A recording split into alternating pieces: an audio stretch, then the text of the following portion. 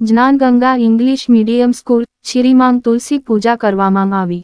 વાપીના છીરી ગામે આવેલ Gyanganga English medium સ્કૂલમાં તુલસી પૂજાનું આયોજન કરવામાં આવ્યું હતું, જેમાં ધોરણ 5મી 12ના 1000 જેટલા વિદ્યાર્થીઓએ ઉત્સાહભેર ભાગ લીધો હતો।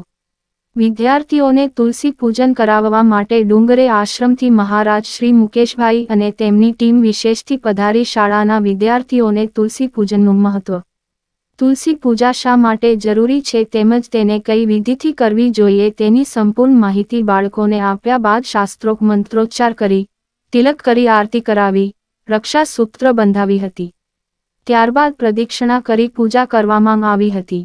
ત્યારબાદ માતા તુલસી પાસે હાથ જોડીને આશીર્વાદ માટે વંદના કરી હતી। શાળાના સંચાલક સંદીપભાઈ આર પટેલે આ પ્રસંગે જણાવ્યું હતું કે મીટર ડિસેમ્બરને આજની યુવા પેઢી માત્ર ને માત્ર નાતાલના પર્વ રૂપે સમજે અને જાણે છે, તેમજ તેની ઉજવણી પણ પશ્ચિમી સંસ્કૃતિ અનુસાર સાન્તા ક્લોઝના કપડાં પહેરાવી બાળકોને જિંગલ બેલના સોંગ ઉપર ખૂબ નચાવે છે, જે ભારતીય સંસ્કૃતિ અને પરંપરામાં ક્યાંય પણ બંધબેસતું નથી।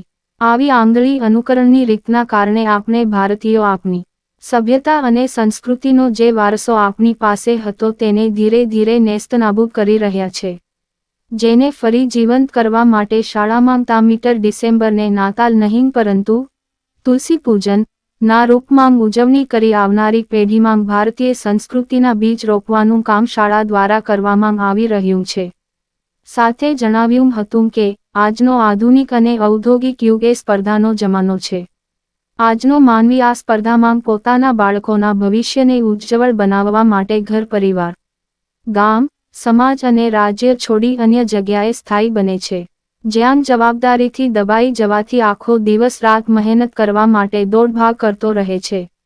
આવા સંજોગોમાં જેમના માટે આ મહેનત કરી રહ્યો છે એવા તેમના જ બાળકો સાથે પણ સમય આપી શકતો નથી।